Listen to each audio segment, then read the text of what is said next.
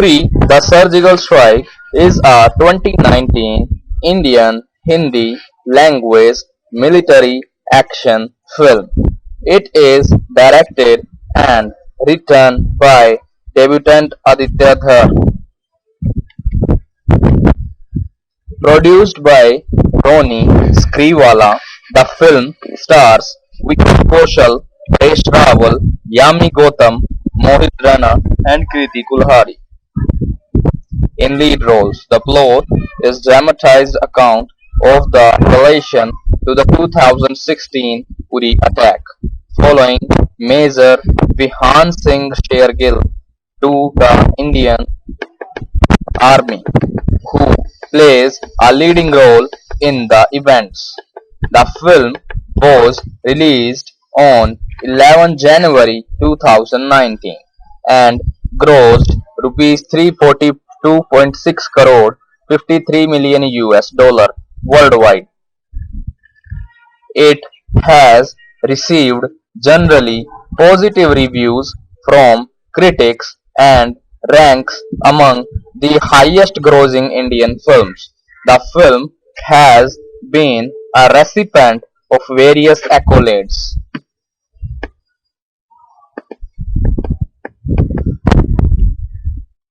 The first chapter opens up with an ambush in June 2015 on the convoy of the Indian Army troops in Chandel, Manipur by NCNK militants in relation Major Vihan Singh Sehgal, Vicky Kaushal, a para SF officer, and his unit including his brother-in-law, Major Karan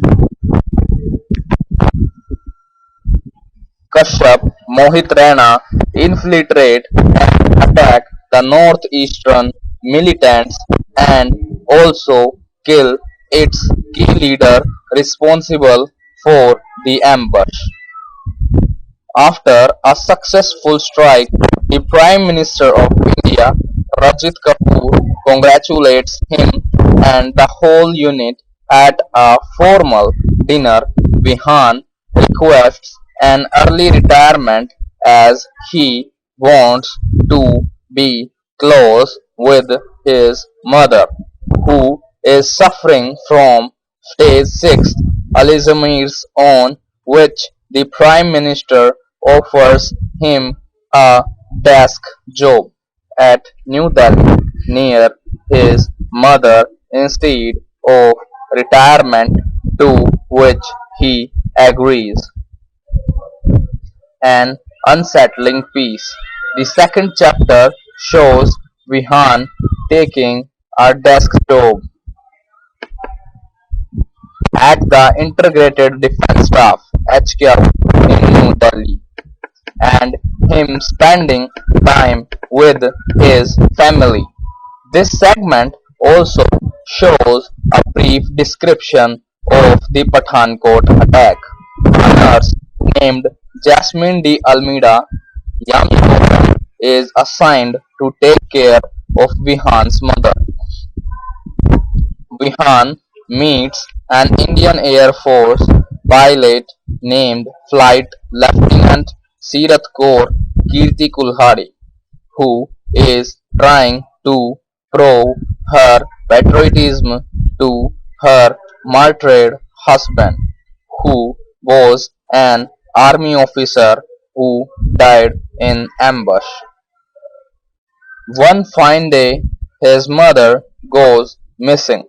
He searches for her and he blames Jasmine for ignorance and tells Jasmine that there is no need of her security. Vihan's mother is found under a bridge and Jasmine reveals herself an intelligence agent. The film reveals a note of why the families of the Special Forces soldiers were given security due to the threat from the northeastern terrorists. On 18 September 2016, four heavily armed militants attacked the brigade headquarters at Uri, Jammu and Kashmir at dawn, killing 19 soldiers in their sleep. The terrorists are killed, but Karan dies in grenade explosion due to accidentally pulling the pin which was attached to the terrorist rifle,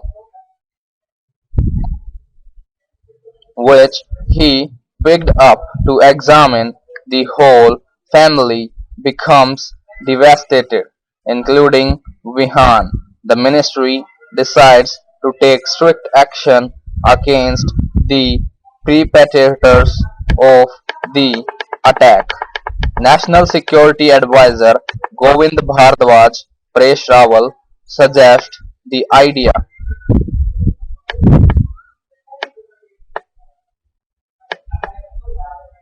of a surgical strike. The Prime Minister gives it a go and gives 10 days for the strike. Vihan leaves his desk job and leaves for Northern Command base in Udhampur. He requests Chief of the Army Staff General Arjun Singh Rajwat Shishir Sharma to count him in the operation, to which he agrees. Vihan chooses the elite Ghatak Force commandos from the Bihar Regiment and the Dogra Regiment along with the Special Forces, as most of the soldiers killed in the attack were from these regiments. Vihan informs them that they are no longer able to use their phones and disguises the mission as regular training exercises. The commandos begin their training.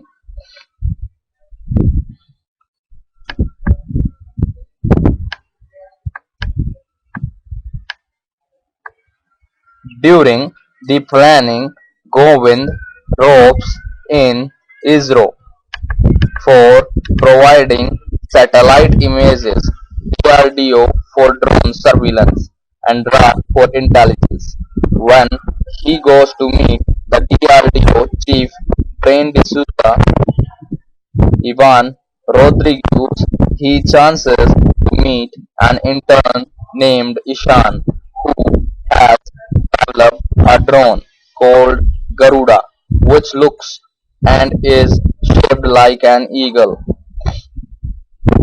With the help of the drones and satellite images, they are able to get the exact location of the hideouts and training camps of the terrorists. Jasmine reveals her true name as Pallavi Sharma of Bihan, and during an interrogation the two are able to extract information about who planned the attack.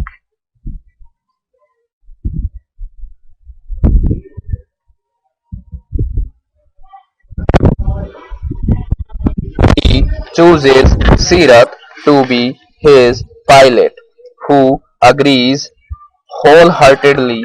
Govind also suggests to intensify the artillery shelling at the border for distraction, and also to paint their assault helicopters with Pakistani Air Force markings. The commandos also start training under Vihan.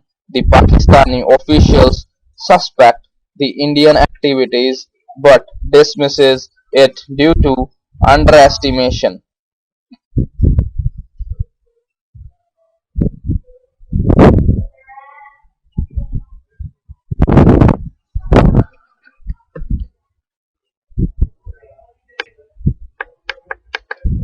On the night of 28 September, the commandos leave for the strike in Pakistan-controlled Kashmir in Mi-17 helicopters.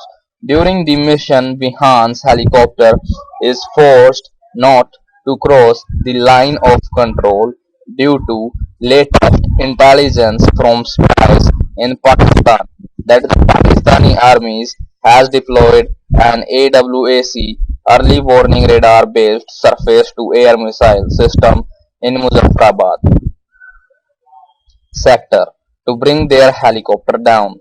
He and his team improvised by going on foot through a cave, which was very risky due to darkness and the unknown presence of other terrorists. His team successfully infiltrate and kill all the terrorists on the two launch pads. Similarly, other commandos teams also managed to kill all of the terrorists. Vihan kills Idris and Jabbar, who are the perpetrators of the Uri attack. The local police are alerted, and the commandos who are low on ammunition and time escape. On their way back, they are heavily rained down upon by gunfire from both a nearby machine gun bunker and a Pakistani Air Force missile Mi-17 helicopter, which was scrambled to intercept Mihan's team. Flight Lieutenant Sirat comes to their rescue by firing back both at the Pakistani gunship, thus driving it away and eliminating the machine gun bunker. His team successfully crosses LOC on the Indian side with no casualties. The rest of the assigned teams are also successful and are back with no casualties.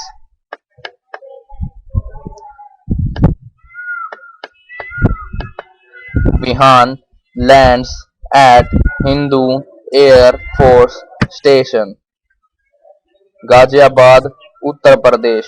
The film ends with him, Pallavi, Govind, and the commandos happily having formal dinner with the Prime Minister.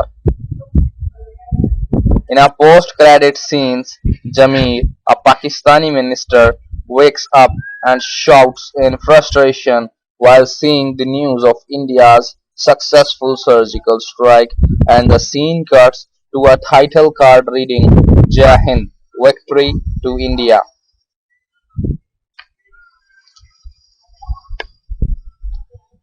Vicky Kaushal as Major Vihan Singh Shergill, Para-SF team leader. Mohit Raina as Major Karan Kashyap, Vihan's brother-in-law, Para-SF sniper. Paresh Rawal as National Security Advisor Govind Bhardwaj, character based on Ajit Doval. Yami Gautam as Pallavi Sharma, Jasmine D. Almeida, an undercover Ra agent. Kriti Kulhari as Flight Lieutenant Sirat Kaur IAF officer. Rajit Kapoor as Prime Minister of India, character based on Narendra Modi. Rajveer Chauhan as Uday Singh Rathod SF officer. Ivan Rodriguez as Brian D. Souza, DRDO chief. Yogesh Soman as Defence Minister of India. Ravinder Agnihotri, the character based on Manohar Parrikar. Mansi Parekh Gohil as Neha Shergill Kashyap, Karan's wife and Vihan's sister. Swaroop Sampath as Shushini Shergill, Vihan's mother. Shishir Sharma as COAS General Arjun Singh Rajwat, the character based on General Dalbir Singh Suhag.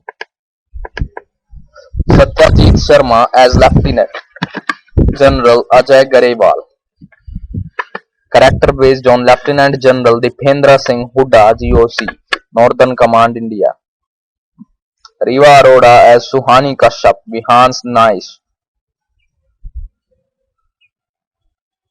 Dhairya Karwa as Captain Satraj Singh Chandok or SF officer. Padam Bhola as Vikram Dabas SF Commando. Anurag Mishra as KS Venkatesh SF Commando. Navtej Hundal as Home Minister of India, character based on Rajnath Singh. Kamal Malik as Interior Minister of Pakistan. Sukhwinder Chahal as Pakistan police officer of POK. Akshadi Paroda as Ishan DRDO intern Garuda drone operator. Ujjwal Chopra as Shahid Khan, Asma's husband. Rukshar Rahman as Asma. Abrar Jahoor as Idris Khan. Sunil Palwal as Jabbar Firozi. Rakesh Bedi as senior Pakistani ISI officer. Nishant Singh as Rahil Hussain.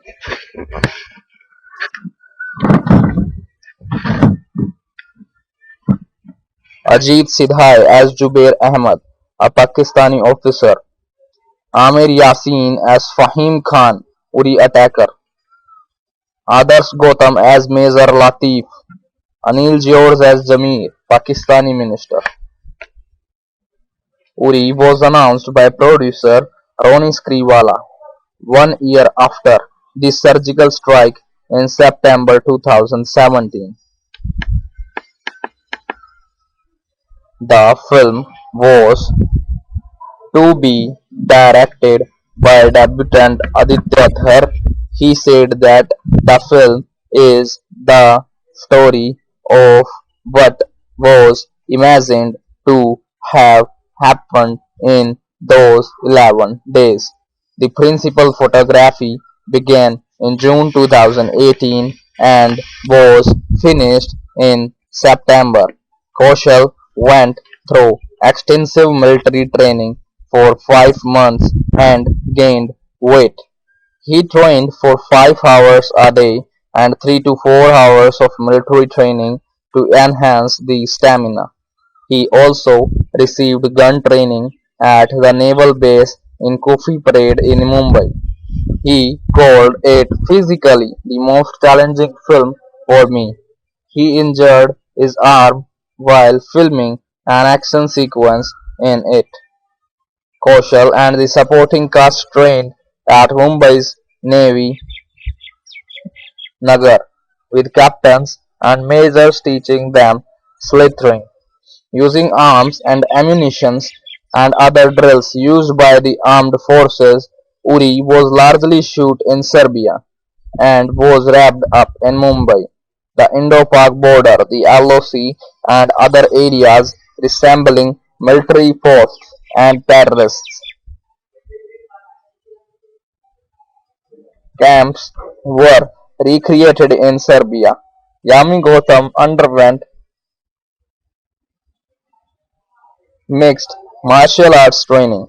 She called the process of shooting as exhausting yet enjoyable. The film also stars Presh Rawal, Mohit Raina, Ivan Rodriguez, and Kriti Kulhari. Skriwala said that the film has elements of war action and strategy based on a true story that the Indian audience is yet to watch such experience in cinema.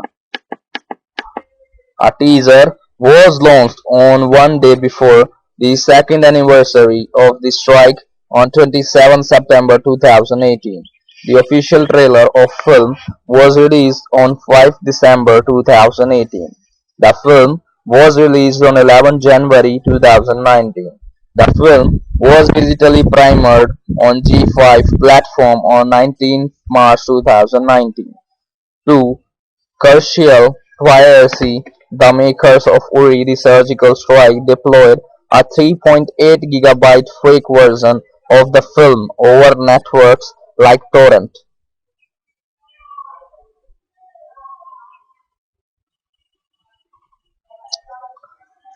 However, the film was leaked by the bootleg website Tamil Rockers within a week of release. The Telugu dubbed version of the film was released with the same name on 14 June 2019.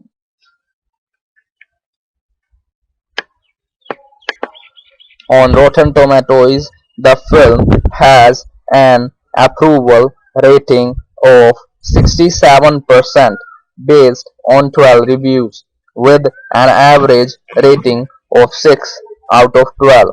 Namrata Joshi, writing for The Hindu, stated Whichever side of the political divide one may stand, one can't dismiss their canniness and craft, despite knowing that he is lancing the obvious and providing a one-sided narrative. Aman Khurana of Times Now News giving 3 stars out of 5. Comments: Uri, the surgical strike is a rather mature film. It somehow knows that it is catering to the viewer that is tired of watching the men in uniform who thump their chest to show their love and passion for the country.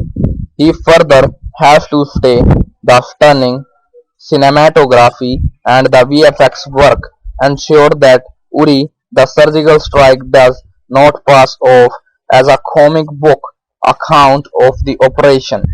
He concludes Uri the Surgical Strike is a good one-time watch. If not for anything else, watch it for Vicky Kaushal, who brings the right amount of intensity to his role and drives the film from start to the finish. Taran Others rated the film 3.5 stars out of 5, says Uri is one of film that should be watched, absorbing screenplay, superbly executive combat scenes. Efficient direction. Aditya Dhar Uri is thrilling, gripping, instills patriotism without getting jingoistic.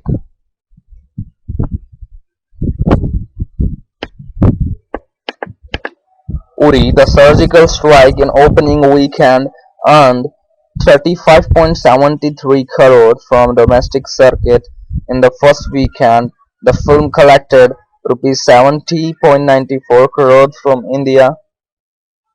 It grossed rupees 289.68 crore from India and 52.38 crore, 7.3 million US dollars from overseas, taking the worldwide gross collection to rupees 342.6 crore.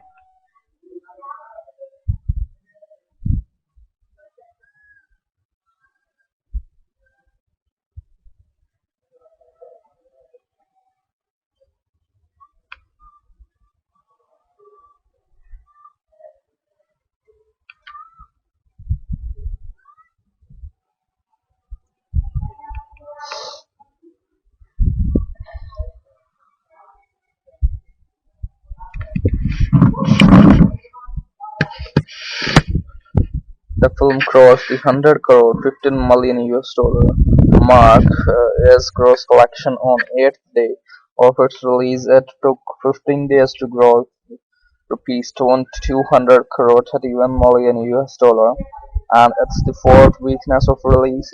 It grossed rupees 300 crore 46 million US dollar. It took 7 weeks to gross rupees 342 crore 53 million US dollar worldwide.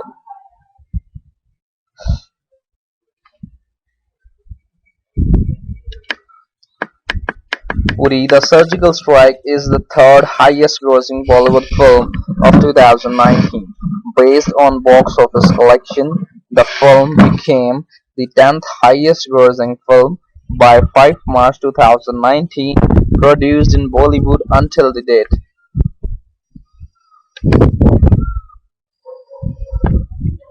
The protagonist in the film asks his squad how the Josh English for "How's the spirit?"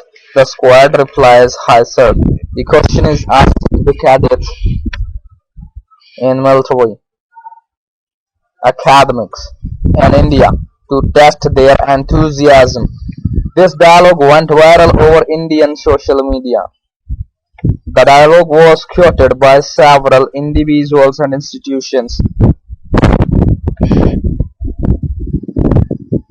The Indian Prime Minister Narendra Modi, which inaugurating the National Museum of Indian Cinema of Films Division of India in Mumbai, asked the question at the beginning of his address to the film fraternity attending the ceremony. The Indian cricket team, after winning ODI series in New Zealand, raised is memorable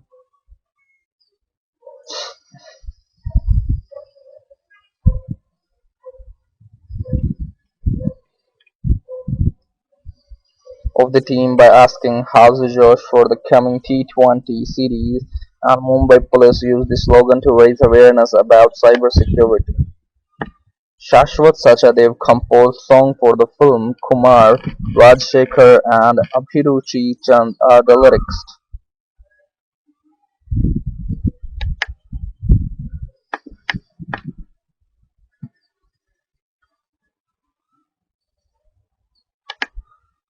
Vicky Kaushal, born 16 May 1988, is an Indian actor who works in Hindi films.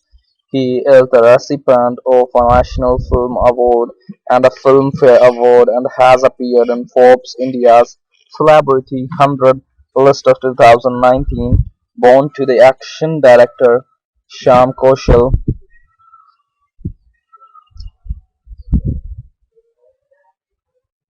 Kaushal pursued an engineering degree from the Rajiv Gandhi Institute of Technology,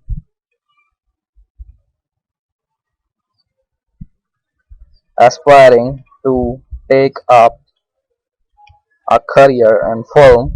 He assisted Anurag Kashyap in the crime drama Gangs of Wasseypur 2012.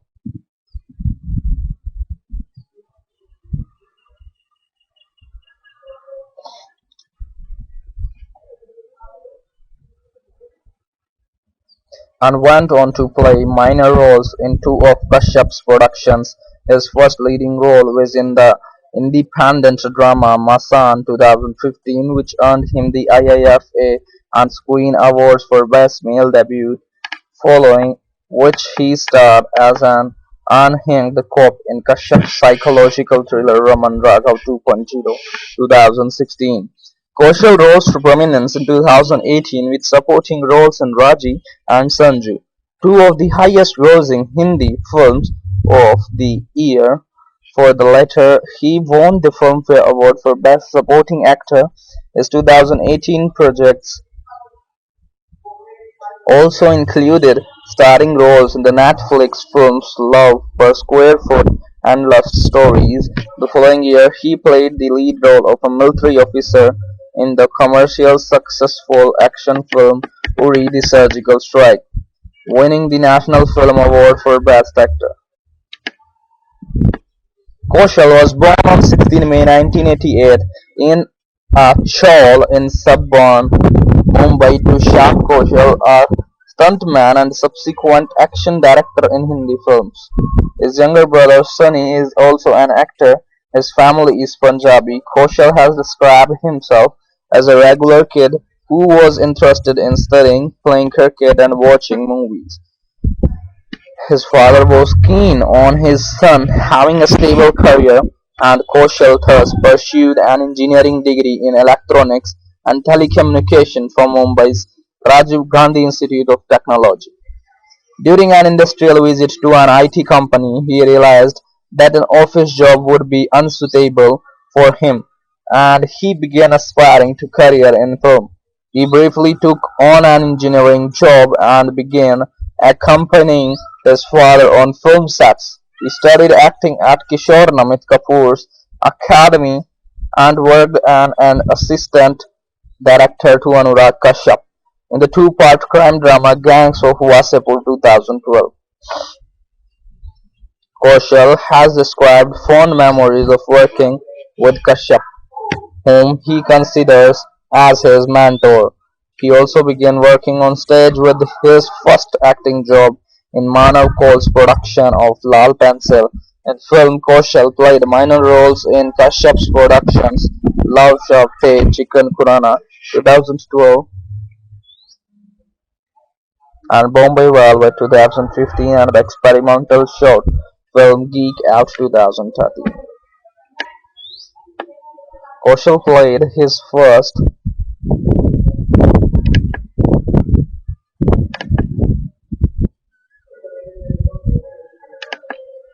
role in the independent drama Masan, directed by Neeraj Ghayavan, Kaushal and Ghayavan were both assistants on Gangs of Wasseypur, and he was cast in the film after Rajkumar Rao backed out to play a young man from a low socio-economic class. Yearning for a better life, Kaushal spent time on Benares, where the film is set, and observed the mannerism of local men. The film was screened in the "You and Certain Regard" segment at the 2015 Cannes Film Festival, where it won two awards including the Fipreski Prize. Masan earned critical acclaim, and the New York Times considered it to be leading example of increased realism in Indian cinema. Nikhil Taneja of HuffPost termed Kaushal's performance poignant and memorable, and Anuj Kumar of The Hindu wrote that he effortlessly conveys both the inferiority complex and the attitude of breaking through the castle cauldron. His performance won him the IFA and Screen Awards for Best Male Debut and a nomination for the Asian Film Award for Best Newcomer. Among other accolades, the 2015 Busan International Film Festival marked the release of the drama Juban, which Kaushal had filmed before Masan. His role was that of grieving man who starts stammering after the death of his father.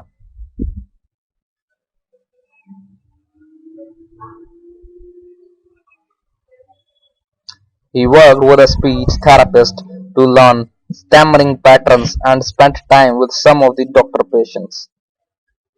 After completing work of the film, Kaushal found it difficult to distance from the character and began to stammer in real life. His performance led Justin Chang of Variety of label him as a charismatic, naturally engaging talent.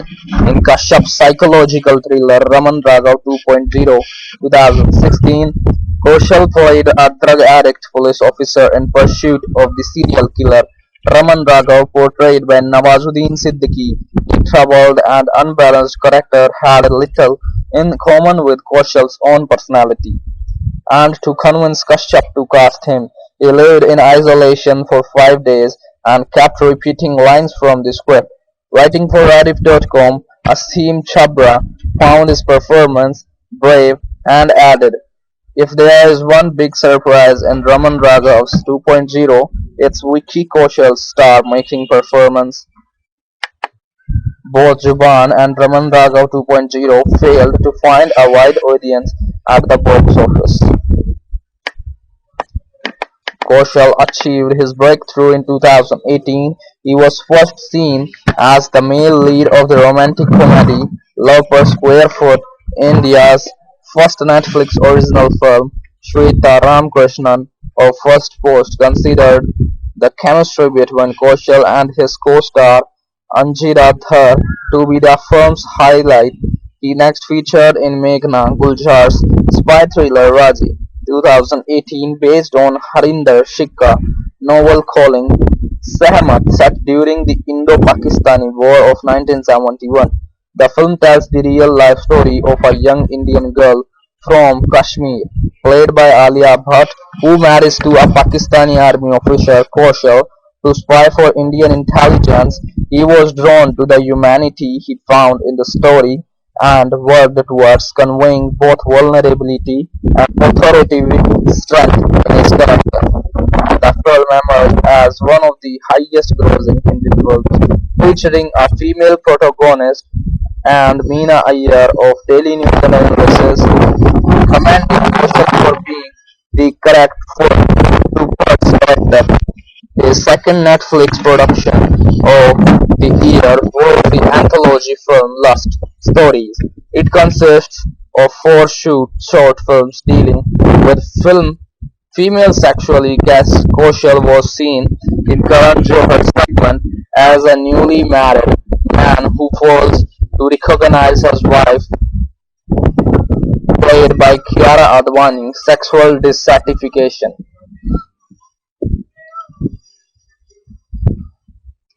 Kaushal's most commercially successful release of 2018 came with Rajkumar Hirani Sanju, a biopic of the troubled actor Sanjay Dutt, who was portrayed by Ranbir Kapoor in the film. Kaushal played his best friend, Kamli, a fictionalized amalgamation of various real-life friends of Dutt. In preparation, he spent time with Paresh Dhalani, who served as the primary inspiration for the role. Rachit Gupta from the Times of India considered Kaushal's work to be one of the finest performances in the film, and Samruddhi Ghosh of India Today wrote that he holds his own against Ranbir's superlative performance and shines in the funny as well as emotional scenes. Both Raji and Sanju proved to be among the highest grossing Hindi films of 2018 and with earnings of over rupees 5.79 billion, 81 million US dollar. The latter ranks among Indian cinema's biggest grossers. In his final release of the year, Kaushal reunited with Kashyap for Manmarsiya, a love triangle set in Punjab and co-starring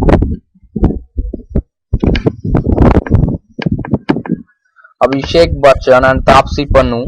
Anupama Chopra took note of how well he used silences to convey his character's pain and desire. For Sanju Kaushal won the Filmfare Award for Best Supporting Actor, tied with Gasraj Rao for Badaiyo. In 2019, Kaushal starred as a military officer in Uri the Surgical Strike, an action film based on the 2016 attack, directed by Aditya Dhar and filmed in Serbia. To prepare, he gained musical muscle weight, practiced a ketogenic diet, and underwent 5 months of military training and mixed martial arts sessions.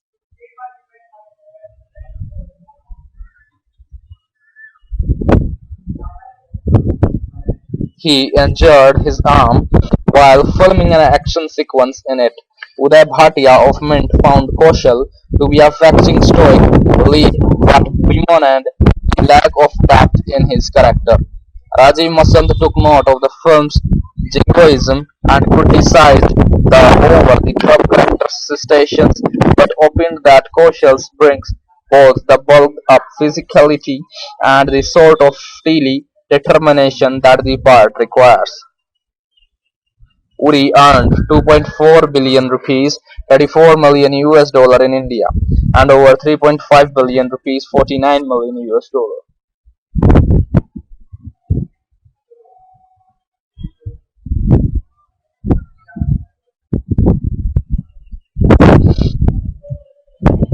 worldwide, making it the 10th highest grossing Indian film domestically.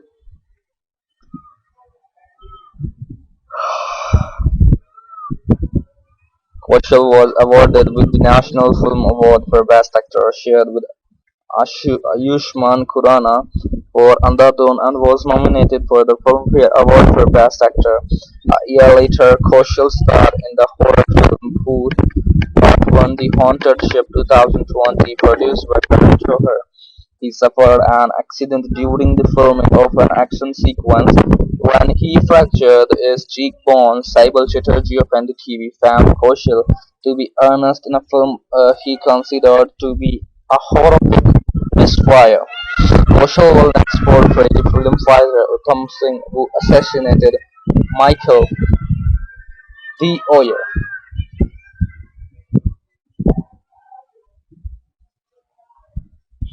in a biopic directed by Sujit Sarkar, after which he will star as the Mughal Emperor Aurangzeb in Takht, a historical drama directed by Johar, which features an ensemble cast including Ranveer Singh, Kareena Kapoor, Alia Bhatt, and Bhumi Pandekar. He has also committed to reunite with her and Gulzar in an action film about the mythological character Aswathama and a biopic of the army officer Sam Mankeshwar, respectively.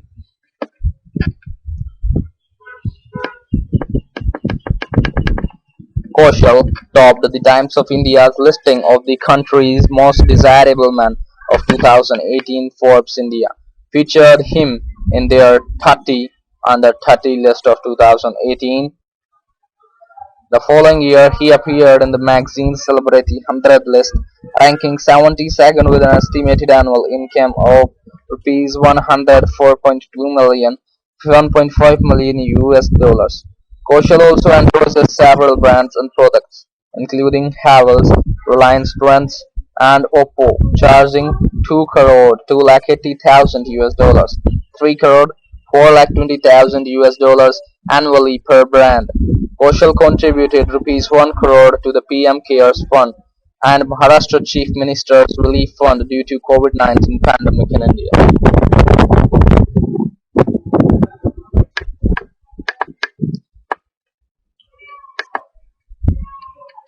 Mohit Raina, born 14 August 1982, is an Indian film and television actor.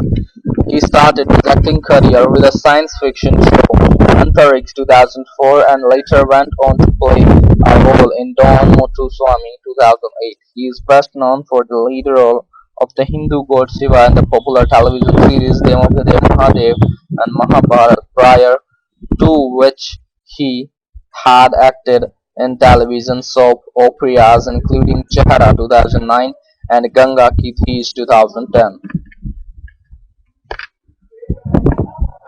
Mohit was born on 14 August 1982 and raised in Jammu, where he obtained a degree in commerce.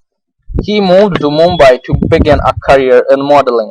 He hoped that modeling would provide him with a route into acting world and lost 29 kilograms 60 lb from his teenage weight of 107 kilograms to 36 lb so that he could participate in the 2005 Grayson Minister India modeling contest. He was placed among the top 5 contestants in that competition.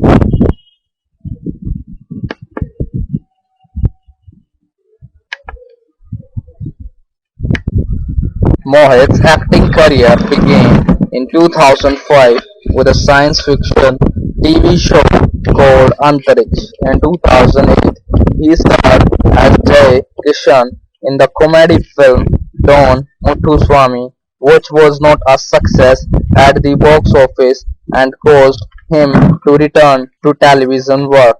In 2019, he appeared in the Chehra TV series, a suspense drama revolving around a disabled girl. Mohit played her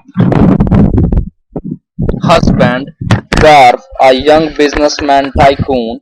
He was also part of Bandini. 2011, he was cast as the lead in Nikhil Sinha's Devon Ke Dev Mahadev. The series focused on the god Shiva and portrays his journey from a hermit to a householder through his marriage to Sati and later to Parvati. Mohit worked on improving his physique for the role and started learning the Indian classical dance from Kathak, which is integral part of his role as Shiva. The Times of India said the role created fans due to his fab abs, groovy smile, and acting chops.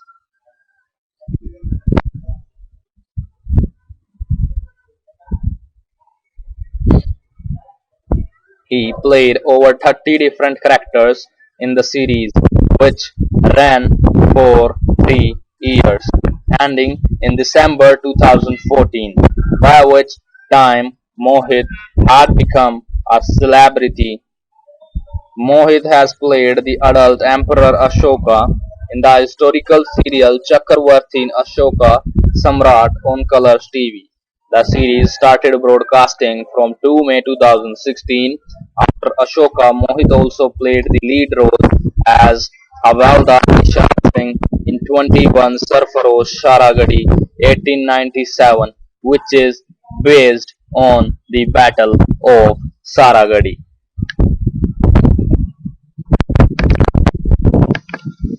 Mohit played the role of Major Karan Kashyap in the Bollywood film Uri the Surgical Strike, released on 11 January 2019. He made his web debut with the G5 web series Kafir, starring opposite Dia Mirza.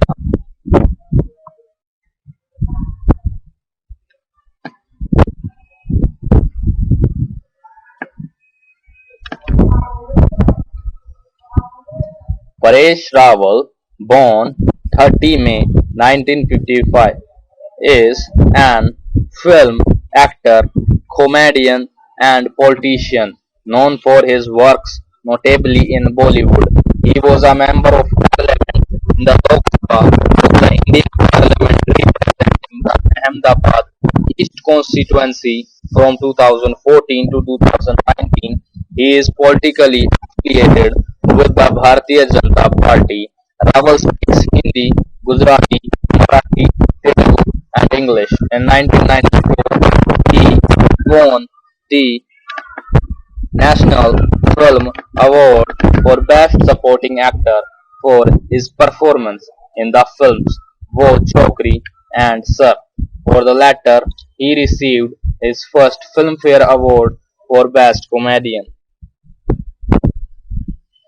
This was followed by Ketan Mehta's Sardar, which saw him playing the lead role of freedom fighter Vallabhbhai Patel, a role that got him national and international acclaim.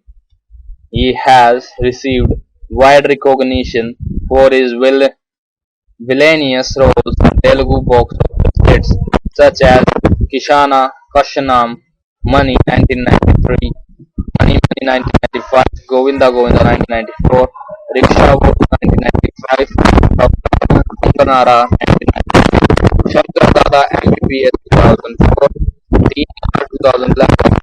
His other notable works in this cinema are Naam Shiva Mumra Tamanna Aitra Stable Number 1, Jila Ghaziabad.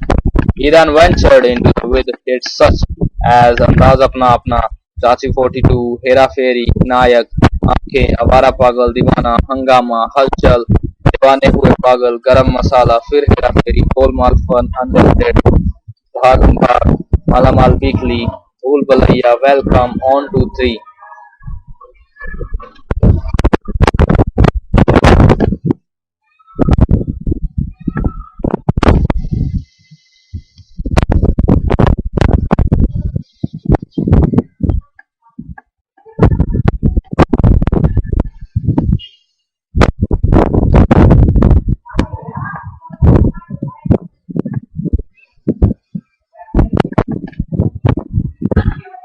Rawal was born and brought up in Mumbai. He is married and Swaroop Sampath, an actress and winner of the Miss India contest in 1979. Paresh and Swaroop have two sons, Aditya and Anirudh. He is an alumnus of Narsi Monzi College of Commerce and Economics, Willy Parle, Mumbai. He is said to be one of the most versatile and fearless actors in the Bollywood industry. He is also a devoted cricket fan and has been spotted many times in cricket matches. Rawal made his debut with the 1985 film Arjun in a supporting role in 1996 that established him as an actor with great talent. He then appeared in over 100 films throughout the 1980s and 1990s, mostly as the main villain, such as in Roop Ki Rani, Choro Ka Raja, Kabza King, Uncle Ram Lakhan, Daud, Bazi, and so many more. In the 1990s, he also starred in the cult comedy Andaz Apna Apna, in which he played a double role. Paresh Rawal was perceived as a bad actor by both audiences and critics until the 2000 Bollywood cult classic Hera Fairy, after which he starred in many Hindi mainstream films as a lead actor or main protagonist. Rawal played the dim-witted, boisterous, and kind-hearted Marathi landlord Baburao Ganpatrao Apte in the film Hera Fairy, who takes in Raju, Akshay Kumar, and Shyam Sunil Sethi as paying guests in his house. Rawal's acting was a key reason for the major nationwide success the film received. For his performance, he won the Filmfare Best Comedian Award. He reprised his role as Babu Rao in the sequel to the film Fir Hera Fairy 2006, which was also successful. Another notable lead role came in 2002 when Rawal portrayed one of three blind bank robbers in the hit film Aankhein. Amitabh Bachchan, Aditya Pancholi, Akshay Kumar, Arjun Rampal and Sushmita Sen. Rawal for the remainder of the 2000s was seen in mainly comedy-oriented multi-starrers, mostly amongst the lead protagonists such as in Awara, Pagal, Deewana 2002, Halchal 2004, Garam Masala 2005, Hangama Deewane Hue Pagal 2005.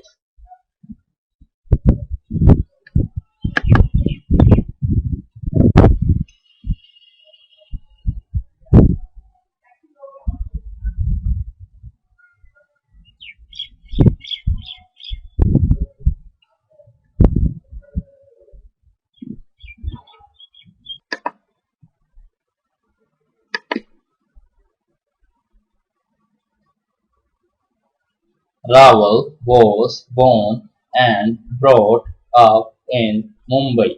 He is married to Swaroop Sampath, an actress and winner of the Miss India contest in 1979.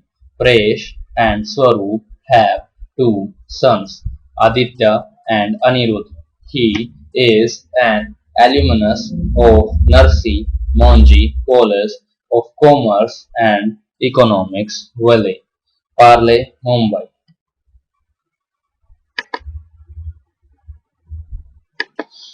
He is said to be one of the most versatile and fabulous actors in the Bollywood industry.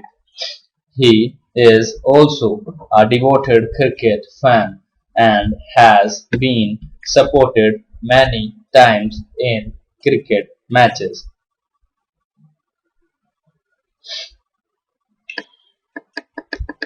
Rawal made his debut with the 1985 film Arjun in a supporting role. It was the 1986 blockbuster Na that established him as an actor with great talent. He then appeared in over 100 films throughout the 1980s and 1990s, mostly as the main villain, such as in Roop Ki Rani, Choro Ka Raja, Kabza, King Uncle, Ram Lakhan, Daud, Bazi, and so many more. In the 1990s, he also starred in the cult comedy Andaz Apna Apna, in which he played a double role. Presh Rawal was perceived as a character actor by both audiences and critics until the 2000 Bollywood cult classic Hera Fairy, after which he starred in many Hindi mainstream films as a lead actor or main protagonist. Rawal played the dim-witted, boisterous and kind-hearted Marathi landlord Baburao Ganpatrao Apte in the film Hera Fairy, who takes in Raju, Akshay Kumar, and Shyam Sunil Shetty as paying guests in his house. Rawal's acting was a key reason for the major nationwide success the film received for his performance. He won the Filmfare Best Comedian Award. He reprised his role as Babu Rao in the sequel to the film Fir Hera Fairy 2006, which was also successful. Another notable lead role came in 2002 when Rawal portrayed one of three blind bank robbers in the hit film Aankhein, co-starring Amitabh Bachchan, Aditya Pancholi, Akshay Kumar, Arjun Rampal, and Sushmita Sen.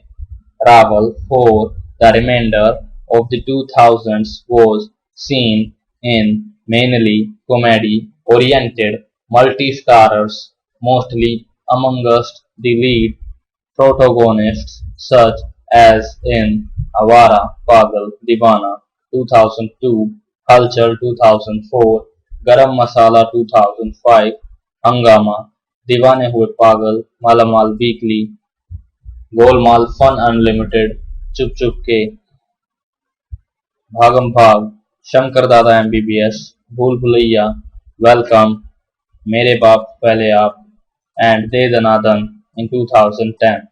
Rawal acted in the movie Akrosh based on Hunar killing. In 2012, Paresh Rawal played the lead role in the super hit OMG Oh My God. Good friend Akshay Kumar was seen supporting him and both won rave reviews for their roles. He has also had a very successful acting career in Gujarati plays. The latest hit being Dear Father. For television, he has produced several Hindi soaps, including G TV's Teen Bahuraniya, Shahara Once Main, ऐसे क्यों हूँ and Colors Lagi Tujhse Lagan. One of his upcoming projects is a biopic of Narendra Modi. Paresh Rawal is going to produce the film, which will be his second production venture after OMG. His latest notable release is Rajkumar Hirani's Sanju with Ranbir Kapoor. He plays actor Sunil Dutt's role in the movie. He is also reprising his role as Baburao Ganpatrao Apte in Hera Fairy 3, which will release in 2019. His upcoming movies are Coolie Number 1, Hangama 2, Tufan and Aap Micholi. He won as the Bharatiya Janata Party's Member of Parliament MP from Ahmedabad East constituency in the 2014 Indian general election. In 2014, he was awarded Padma Shri.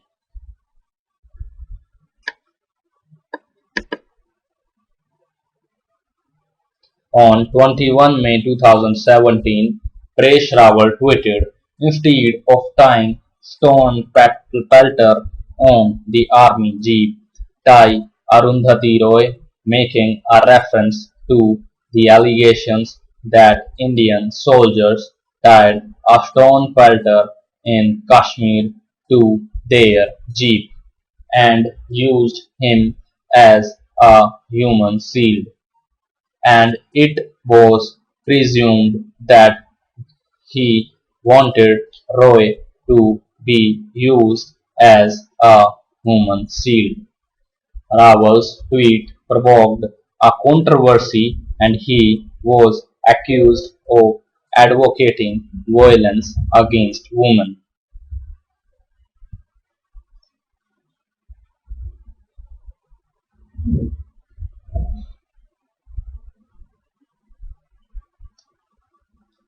He was criticized by Fellow actor Swara Bhaskar Rawal was also criticized by Congress leader Shobha Ojha, while filmmaker Ashok Pandit supported his tweet. He addressed the tweet controversy in July 2017 by saying, with regard to Roy, that he was exercising his freedom of expression. If she is right, then even I am right. If she regrets making the comments, then I also regret agreed that this is fake news. But what about the comments that she made on 2002 Godhra riots? If you have freedom of expression, then even I have it. In 2014, he was awarded the Padma Shri by the Government of India, the fourth highest civilian award in India, for his contribution to the entertainment industry.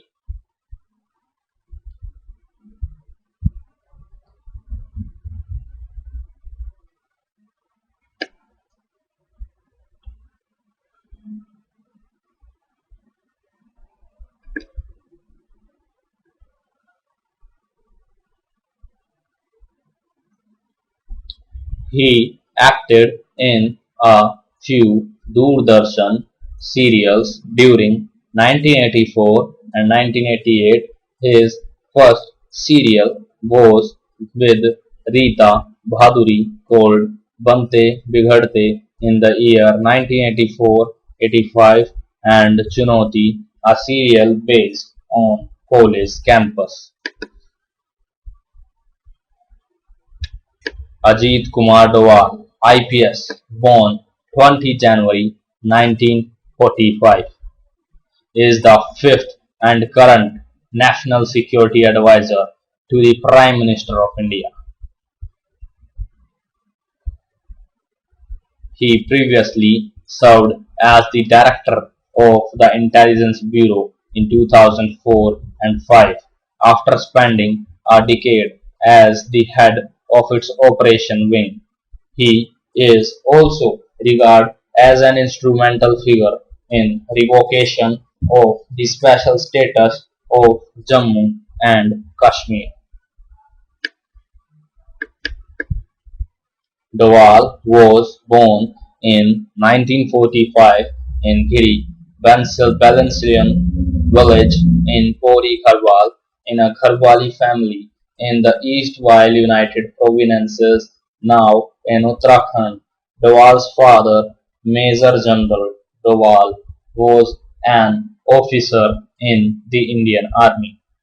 He received his early education at the Ajmer Military School, formerly King George's Royal Indian Military School, in Ajmer, Rajasthan.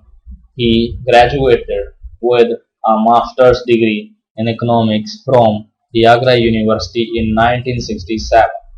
He was awarded an honorary doctorate for his contribution in the field of strategic and security matters in science and literature from Agra University in December 2017 and Kumaon University in May 2018 respectively. Ajit Doval was also conferred with an honorary doctorate degree in philosophy by Amity University in November 2018. Dawal joined the Indian Police Service in 1968 in the Kerala cadre. He was actively involved in anti-insurgency operation in Mizoram and Punjab. According to the police records, the IPS officer who is considered the Indian James Bond, worked in Thalassery for the brief period from January 2, 1972 to June 9, 1972, a young officer with just 3 years experience. Dawal, who was then the ACASP in Kottayam, was assigned the duty by the then Home Minister K. Karunkaran, according to veteran police sources, to the Thalassery riot in which the RSS was accused of targeting Muslims and their mosques, and the CPM came to the rescue of the community. Lasted for only a couple of days after it began on 28 December 1971. Karunkaran wanted to avoid it escalating further, following which the young IPS officer was assigned the duty. Immediately after reaching Thalassery, his priority was to retrieve the properties looted by the rioters. Remembers Pulikodan Narayanan, who was the SI in Kannur town police station at the time. He also brought the looters before society and charted out effective action plans to curb the violence, and everything was back to normalcy within 1 week. He said, though I was not in Thalassery at the time, I have heard of him, and it is said that he was a daring police officer with great dreams.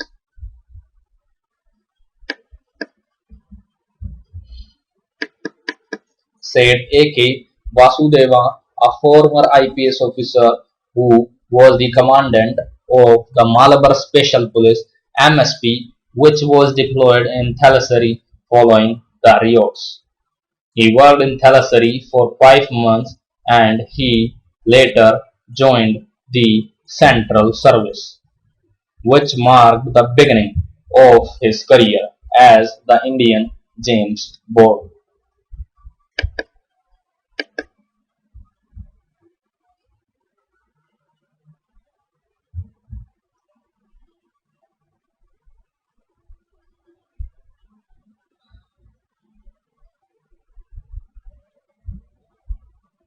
Dawal was one of three negotiators who negotiated the release of passengers from IC-814 in Kandahar in 1999.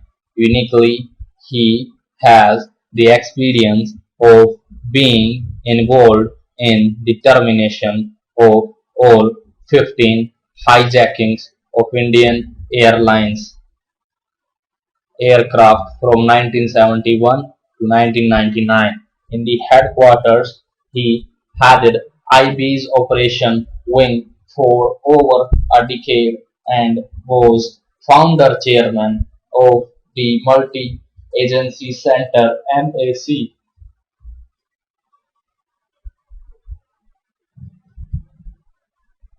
as well as of the Joint Task Force on Intelligence (JTFI) intelligence career during the Mizo National Front (MNF) insurgency. Dawal won over six of Laldenga's seven commanders. He spent long periods of time incognito with the Mirzo National Army in the Arkhan in Burma and inside Chinese territory.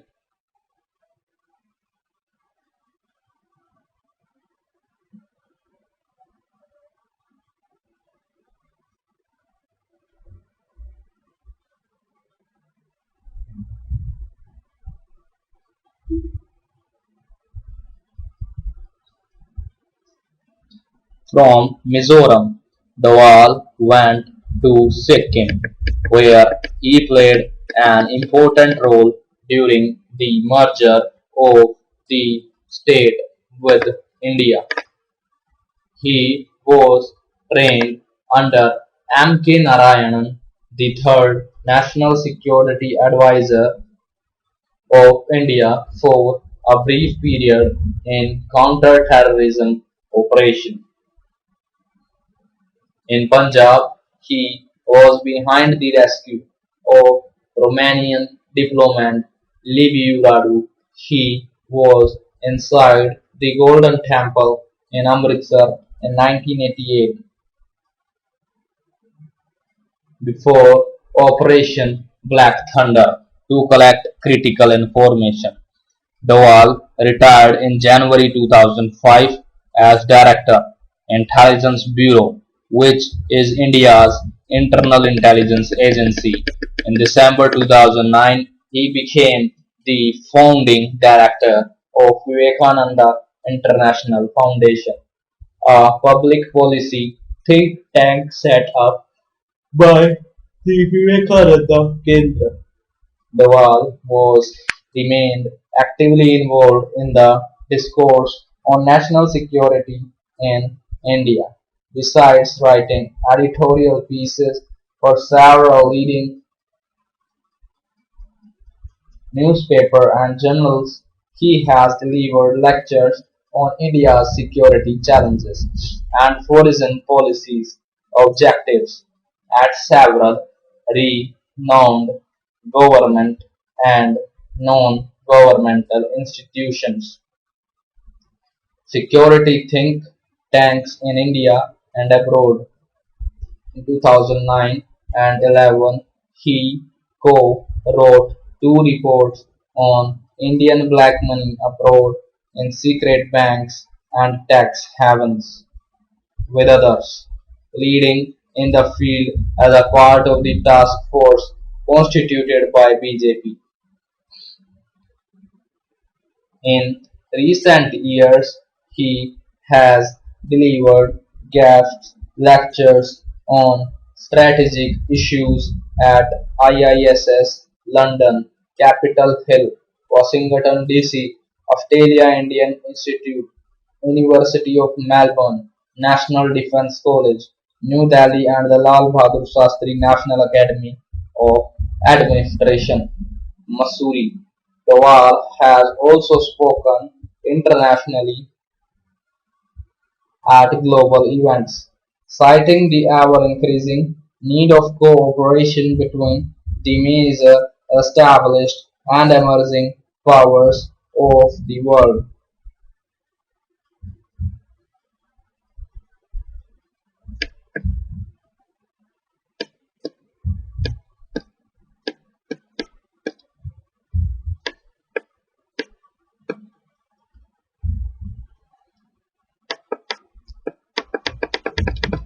On 30 May 2014, Dawal was appointed as India's fifth National Security Advisor. In June 2014, Dawal played a crucial role in ensuring the secure return of 46 Indian nurses who were trapped in a hospital in Tikrit, Iraq. After family members lost all contact from these nurses following the capture of Mosul by ISIL, Dawal, on a top secret mission, flew to Iraq on 25 June 2014 to understand the position on the ground and make high level contacts in the Iraqi government.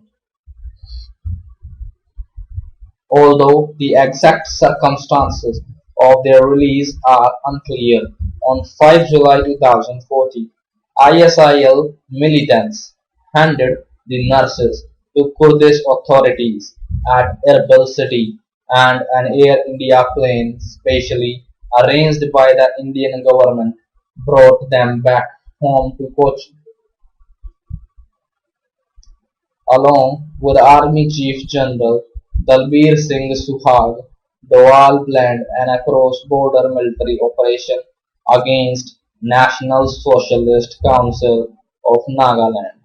Separatists operating out of Myanmar, Indian officials claimed that the mission was a success and 20 to 38 separatists belonging to National Socialist Council of Nagaland (NSCN-K) were killed in the operation.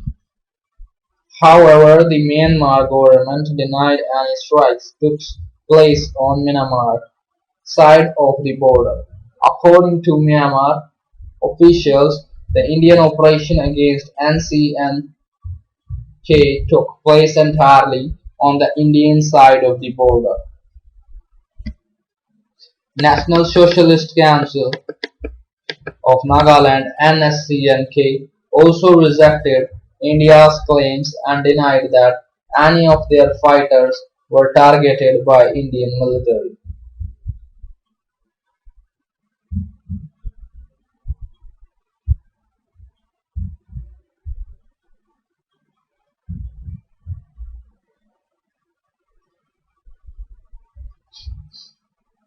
He is widely credited for the doctrinal shift in India national security policy in relation to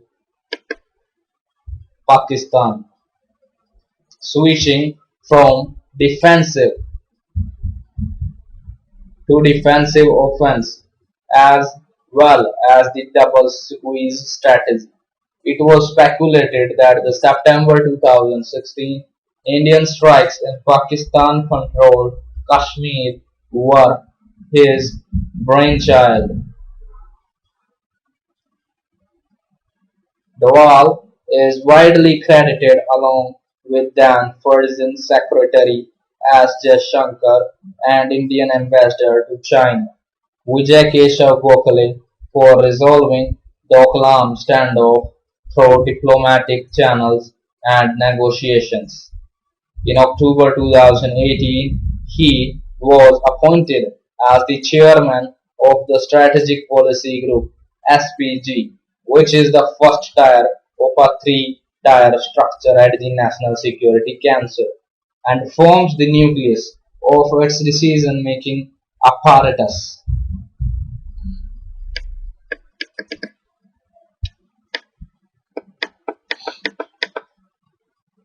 On 27 February 2019, tension rose between India and Pakistan after the Indian Air Force airstrike in Pakistan and later Pakistan Air Force retaliatory airstrike in India,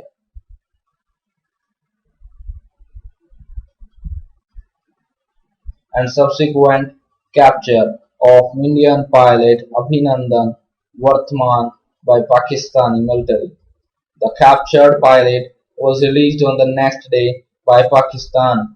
Pakistani officials claim that the pilot was released as a gesture to peace and to de-escalate the tension between the two countries.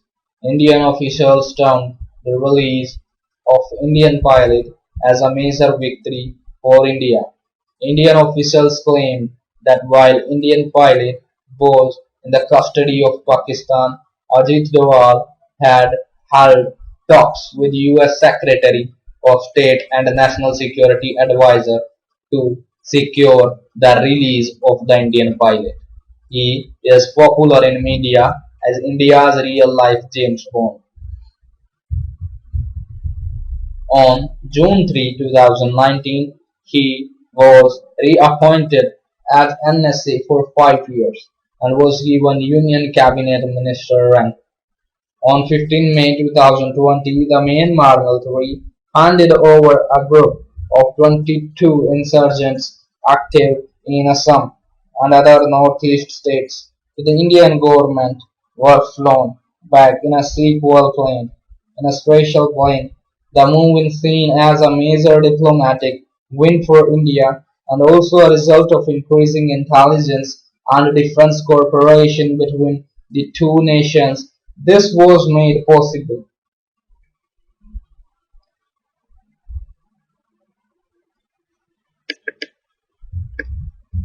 through negotiations headed by Dawal and strategies against militant organizations in northeast states. Award and recognitions. Dawal was the youngest police officer to receive the Police Medal for meritorious service. He was given the award after 6 years in the police.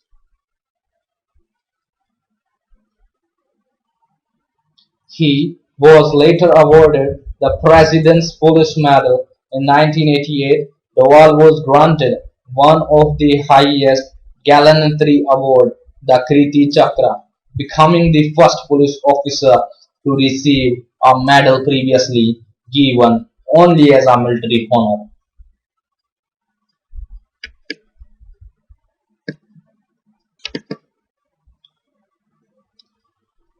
Yami Gautam, born 28 November 1988, is an Indian actress who predominantly appears in Hindi films. Gautam came to prominence after starring in a series of Fair and Lovely commercials. She later starred in television shows such as Chand Ke Par Chalo 2008 to 2009 and Ye Pyar Na Hoga Kam 2009 to 10.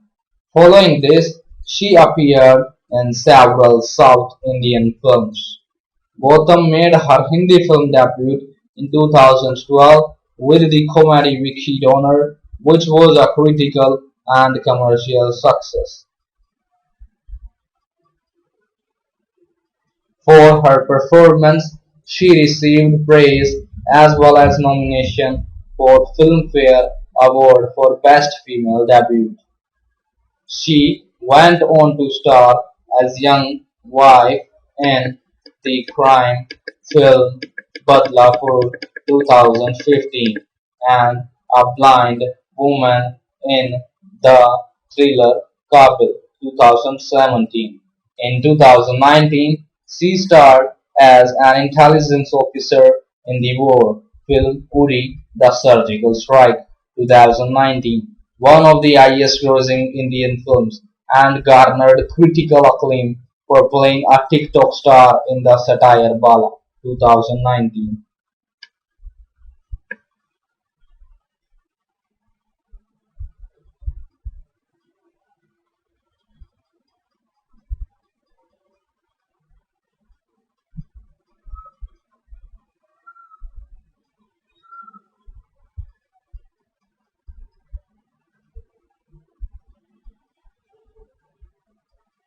Yami Gautam was born in a Hindu family in Bilaspur, Himachal Pradesh and was brought up in Chandigarh. Her father, Mukesh Gautam, is a Punjabi film director. Her mother is Anjali Gautam. Yami has a younger sister, Surleen Gautam, who made her big screen debut with the Punjabi film Power Cut. She did her regular schooling and later entered college to pursue a graduate degree in law honors. She had aspired to join Indian Administrative Services (IAS) as a young girl, but at the age of 20, Yami decided to start her acting career though she was pursuing studies in law honors. First year PU student of law, she left full-time studies for acting. Recently, she has been doing her part-time graduation from Mumbai. Yami is fond of reading, interior decoration, and listening to music.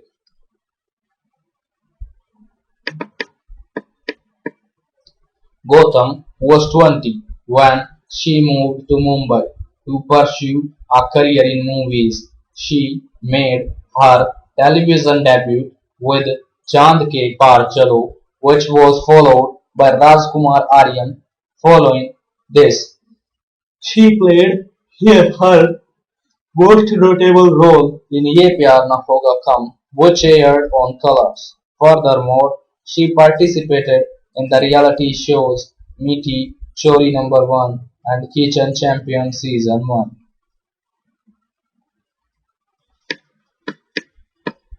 After Making her Kannada debut, Gautam made her Bollywood debut with a leading role in Shujit Sarkar's romantic comedy drama Vicky Donor 2012, co-starring opposite Ayushmann Khurrana and Annu Kapoor.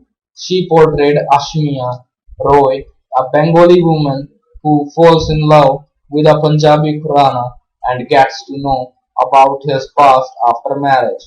The film, which marked Bollywood actor John Abraham's production debut, received positive reviews from critics and proved to be a major commercial success and one of the highest grossing films of the year with worldwide grossing of rupees 645 million, 3.9 million US dollar for her debut performance. Gautam received critical appraisal as well as several awards and nominations, including the Best Female Debut, tied with Ilana D. Cruz for Burfi Trophy at the G Sign Awards, and a nomination under the same category at the 58th Filmfare Awards.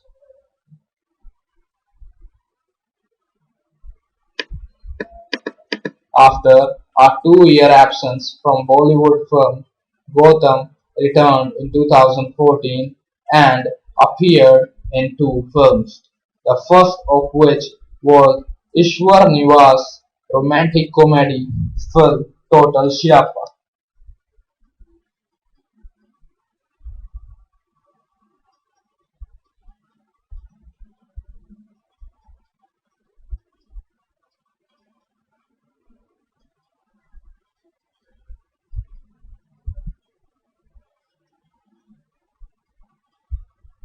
Co-starring Ali Jafar, Anupam Kher and Kiran Kher, in which she played the love interest of Jafar's character.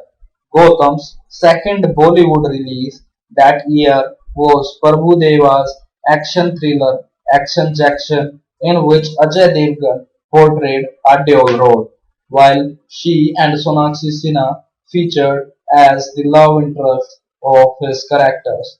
Both Total Shyapa and Action Jackson underperformed at the box office.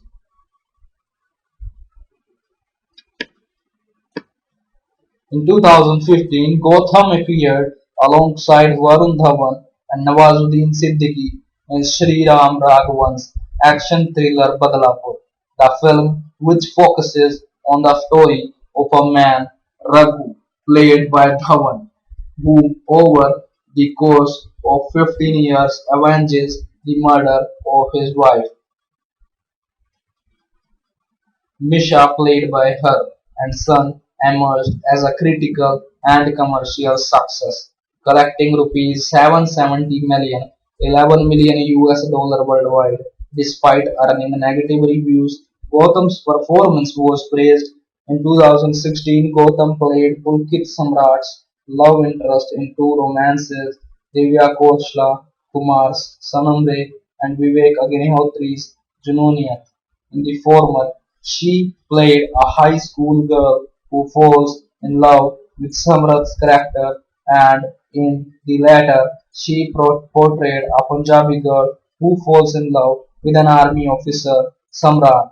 Both Sanam Re and Jununiyat were commercially failures. The following year, Gautam collaborated with Hrithik Roshan on Sanjay Gupta's revengeful romantic thriller Kabil 2017, which tells the story of a blind man who avenges the rape of his blind wife. The film, as well as her performance, received mixed reviews, and the film emerged as financial success, earning rupees 1.96 billion, 28 million US dollar worldwide. Later, in 2017, Gautam featured briefly in Ram Gopal Verma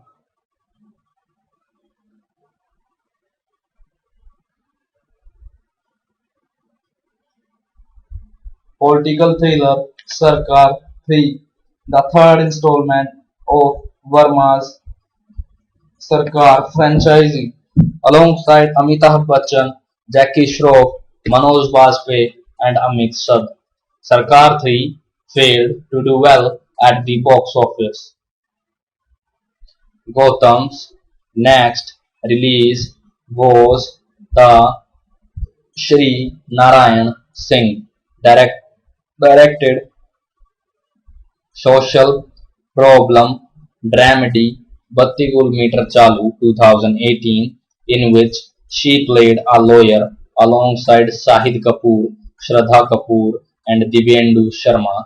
The film was also unsuccessful at the box office.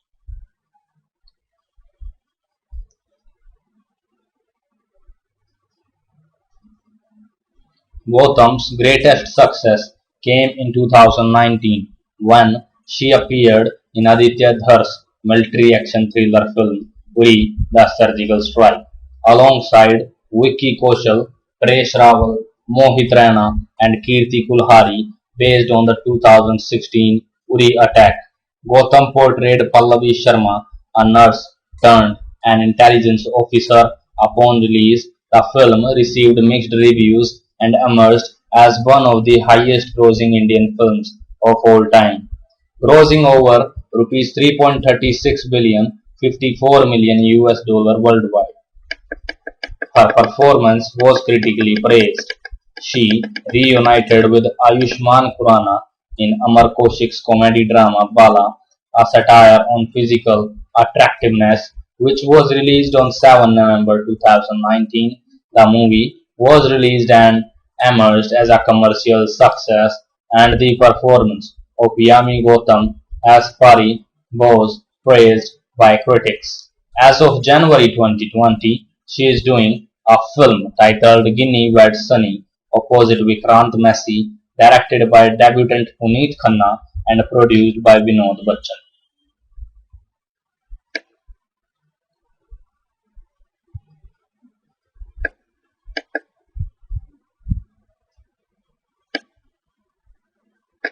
Kirti Kulhari is an Indian actress and model who appears in Bollywood films after post-graduating with a degree in journalism and mass communication. Kulhari made her acting debut in an Odia film Dharani in 2002. Her first Bollywood appearance was in Khichdi, the movie in 2010, followed by a role in Shaitan in 2011. She then appeared in successful films including Pink 2016, Uri the Surgical Strike 2019, and Mission Mangal 2019. The latter two rank among the highest grossing Bollywood films.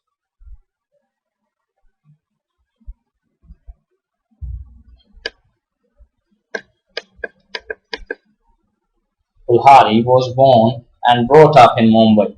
Her family hails from Junjun district in Rajasthan. Kulhari married Sahil Sehgal in 2016. Kulhari started her career with theatre and TV commercial.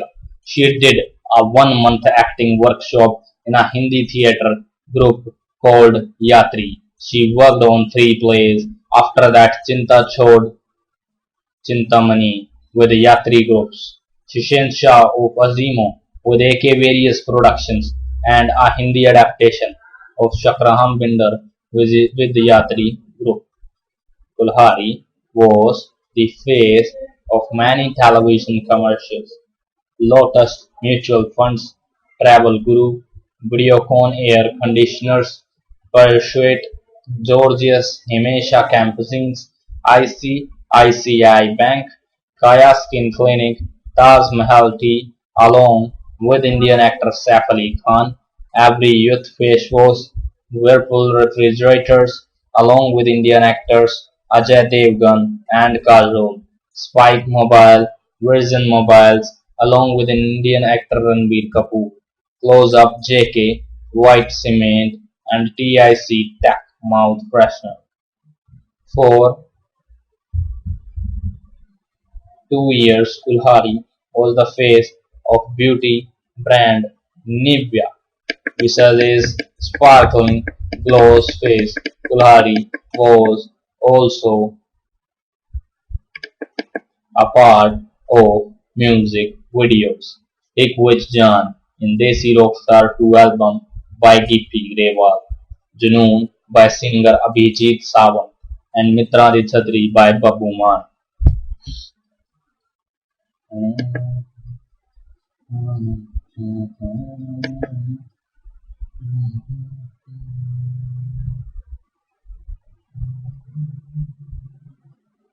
Kulhari began her film acting career with Khichdi, the movie which released in October 2010.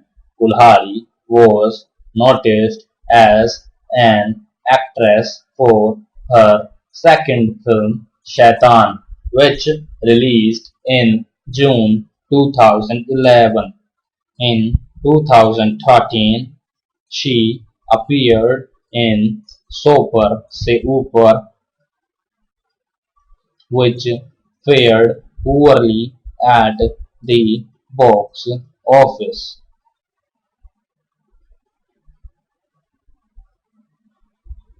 In 2016, she was seen in Pink with Taapsee Pannu and Amitabh Bachchan, in which her performance was praised.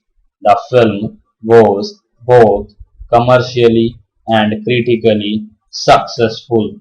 In 2017, she appeared in the title role of Indu in Madhur Bhandarkar's political thriller film Indu Sarkar.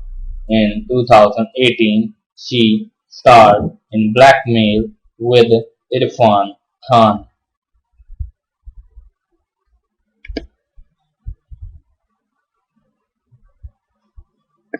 In 2019, she appeared in the role of an Indian Air Force officer Sirat Kaur in the commercially and critically successful military action film Uri the Surgical Strike.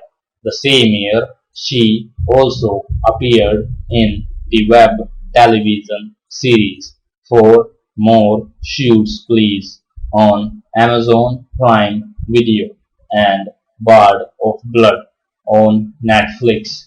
She has acted in Mission Mangal, a film based on India Mars Orbiter mission, which was released on 15 August 2019.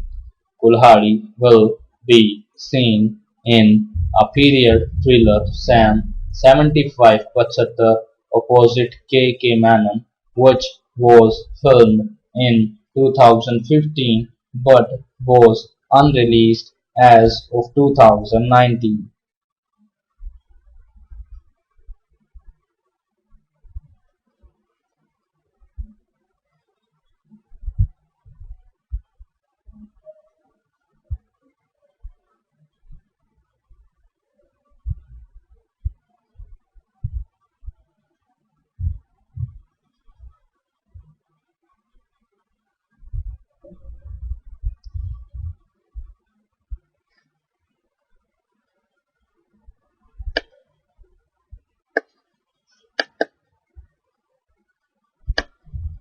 Rajat Kapoor is an Indian film and theatre actor and director. He is known for his portrayal of Mahatma Gandhi in the 1996 film The Making of Mahatma. Other notable roles are as the protagonist Unni in the Malayalam film Aginash Kishi and the fictional detective Byomakesh Bakshi in the eponymous television series, directed by Basu Chatterjee and broadcast on Doordarshan. His debut film was Suraj Ka Satwaं Ghoda (1992), directed by Shyam Bengal.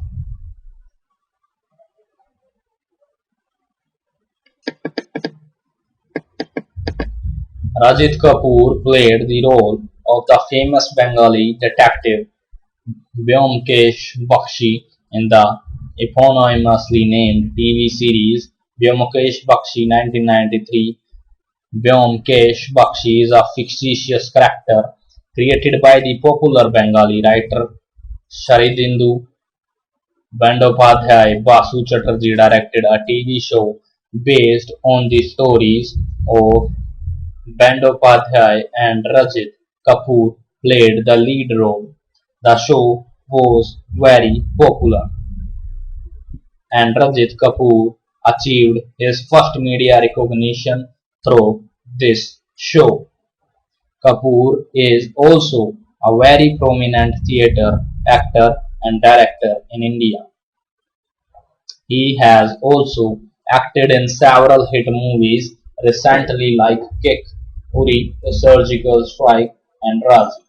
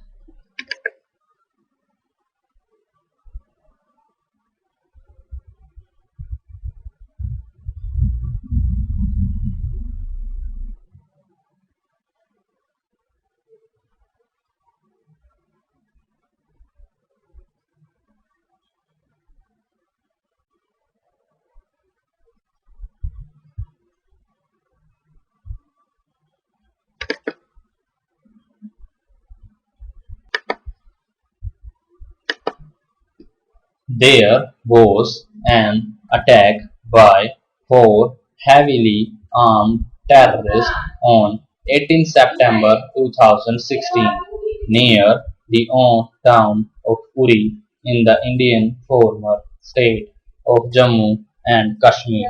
It was reported as the deadliest attack on security forces in Kashmir in 2 decades. The terrorist group Jaish-e-Mohammed was involved in the planning and execution of the attack.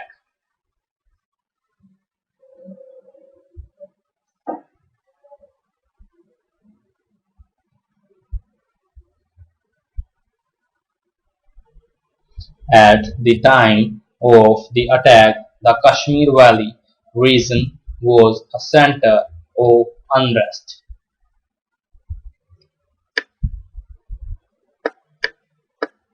Since 2015, the militants have increasingly taken to high profile, within attacks against the Indian security forces. In July 2015, three gunmen attacked a bus and police station in Gurdaspur, and earlier in 2016, 4 to 6 gunmen attacked the Pathankot Air Force Station. Indian authorities blamed Jaish-e-Mohammed for the latter attack.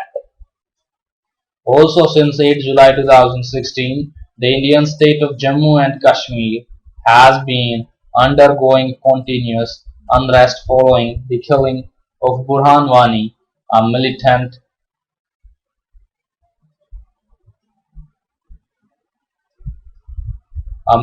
leader popular with the youth in the state. The killing sparked violent protests against the Indian government in the valley, leading to the protests being described as the largest anti-India protests against Indian rule in recent years. At around 5:30 am on 18 September, four militants attacked an Indian Army brigade headquarters in Uri, near the line of control, in a pre-dawn ambush. They were said to have lobbed 17 grenades in 3 minutes as rear administrative base camp with tents coast fire. 17 army personnel were killed during the attack. An additional 1930 soldiers were reported to have been injured. A gun battle ensued lasting 6 hours, during which all the four militants were killed. Combing operation continued to flush out additional terrorists thought to be alive. Most of the soldiers killed were from the 10th Battalion, Dogra Regiment, 10 Dogra, and 6th Battalion, Bihar Regiment, 6 Bihar. One of the injured soldiers succumbed to his injuries on 19 September at RR Hospital in New Delhi, followed by another soldier on 24 September, bringing the death toll to 19. The casualties were primarily believed to have occurred as a result of non-fire retardant transition tents. This was the time of a troops shift whereby troops from 6 Bihar were replacing troops from 10 Dogra. The incoming troops were housed in tents which are normally avoided in sensitive areas around the LOC like Uri. The attackers snuck into the camp, breaching heavy security and seemed to know exactly where to strike.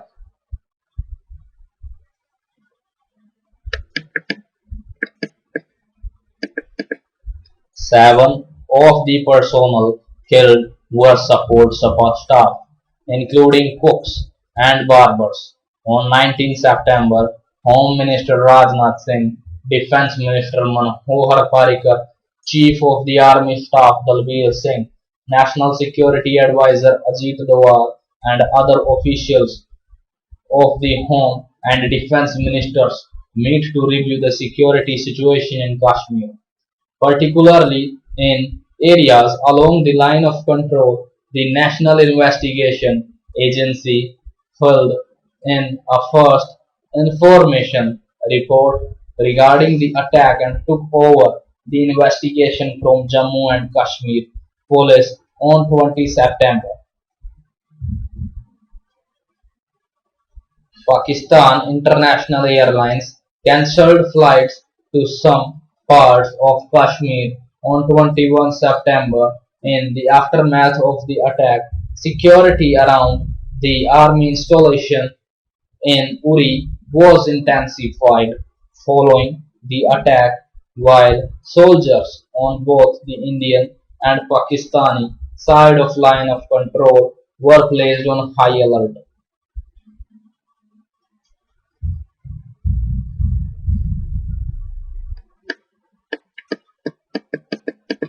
In the wake of the attack, India cancelled its participation in the 19th SAARC summit to be held in November in Islamabad, Pakistan.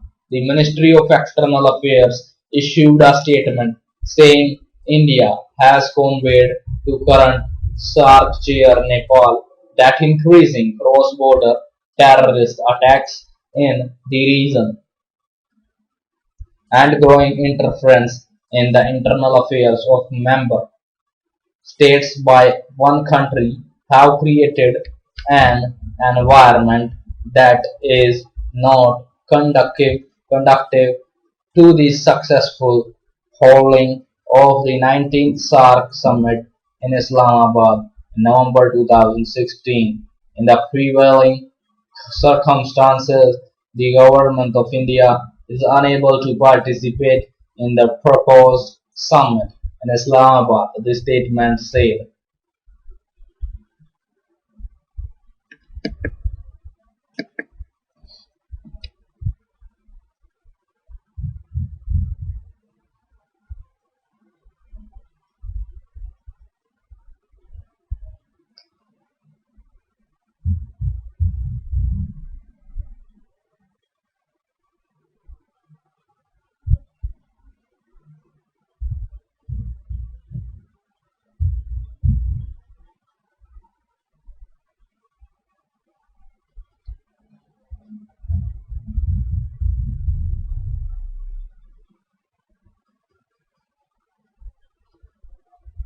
As for the excuse used by India, the world knows that it is India that has been perpetrating and financing terrorism in Pakistan. The statement, including a reference to Indian national Kulbhushan Jadhav, detained by Pakistan for espionage, and accused India of violating international laws by interfering inside Pakistan.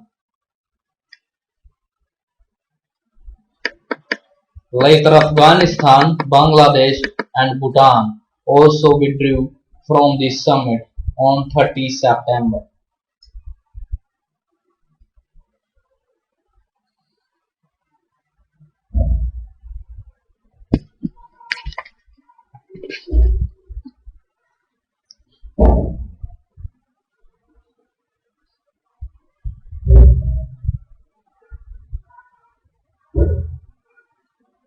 2016, Pakistan stated that the summit scheduled for 9 and 10 November in Islamabad would be held on an alternative date.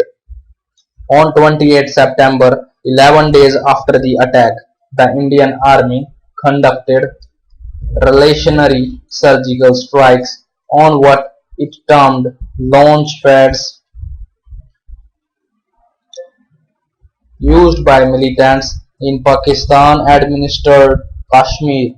Indian Director General of Military Operations (DGMO) Lieutenant General Ranbir Singh said that it had made a preemptive strike against terrorist teams who were preparing to carry out infiltration and conduct terrorist strikes inside Jammu and Kashmir and in various metros in other states. The Economist, while citing Indian reports, reported that India commands crossed the line of control and struck at the safe houses, allegedly killing approximately 150 Pakistan-sponsored terrorists.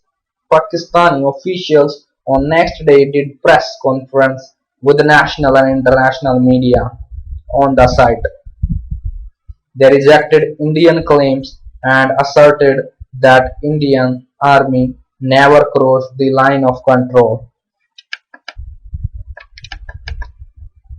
Following the uproar after the Uri attack, Indian Motion Picture Producers Association IMPPI decided to ban all Pakistani actors, actresses and technicians working in India till the situation returns to normal.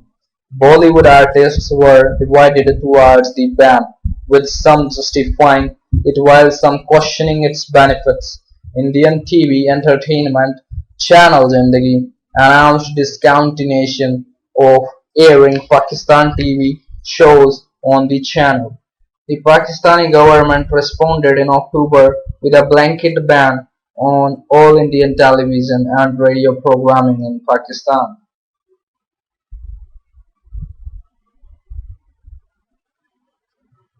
The Board of Control for Cricket in India (BCCI), the national governing body for cricket in India, ruled out the possibility of reviving bilateral cricket ties with Pakistan in the near future.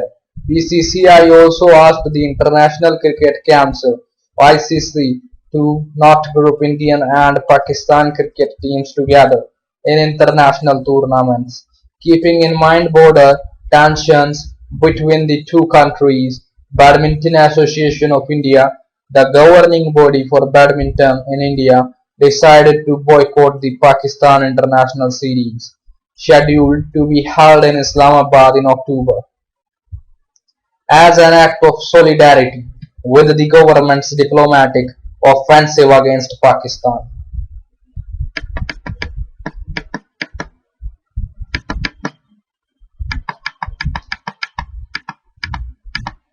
An initial investigation into the attack indicated that there were several procedural lapses at the camp. According to the standard security procedures, Any tall grass and bushes around vital security installations should be trimmed. However, this procedure was not followed by the Uri camp, which might have allowed terrorists to sneak into the camp undetected using the tall grass and bushes around the perimeter. In addition, the probe also indicated that two manned guard posts failed to detect the intrusion because the coordination between them might have been poor. It also indicated that the terrorists had infiltrated the Indian territory through Hajipur Pass on the intervening night of 16 to 17 September and stayed in Sukhdar village, which is located at a vantage point that allows an unhindered view of the layout of the camp as well as movement of the personnel in it.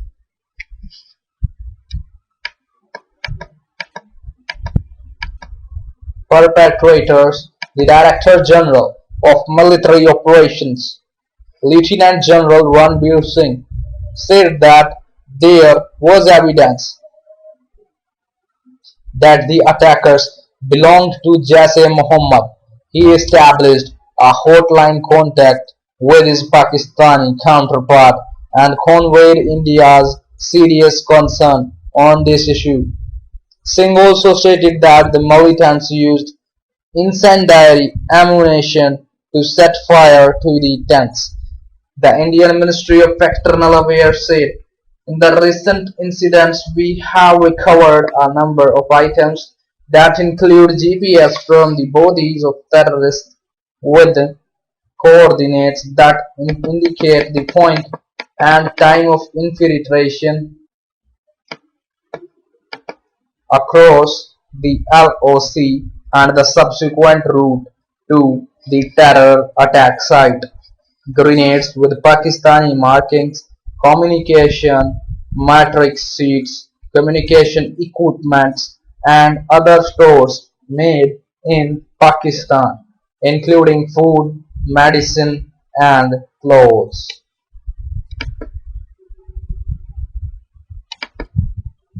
Whilst on 29 September, National Investigation Agency officials said, until now, little hard evidence has emerged to link the perpetrators of the terror attack in Uri to specific jihadist groups in Pakistan. Former Pakistani General Pervez Musharraf said the weapons that India reported as used by militants and reported to have Pakistani markings could be procured anywhere in the world, not just in Pakistan. Musharraf further said since many American weapons had inadvertently fallen into the hands of Taliban.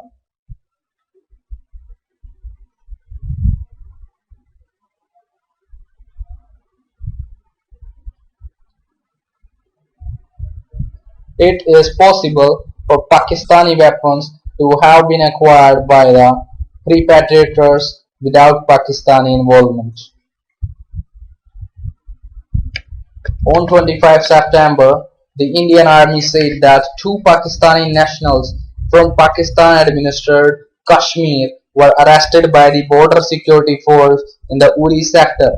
They were said to have been recruited by Jaish-e-Mohammed 2 years ago for the purpose of acting as guides to infiltrating groups in the Uri sector. These guides themselves did not have a role in the Uri attack. They were being questioned for gathering intelligence about infiltration attempts. Pakistan denied these allegations on 26 February 2017. India's National Investigative Agency (NIA) decided to file a closure report after failing to find any evidence against the two men whom they accused of facilitating the Uri Army base attack on 25 October 2016.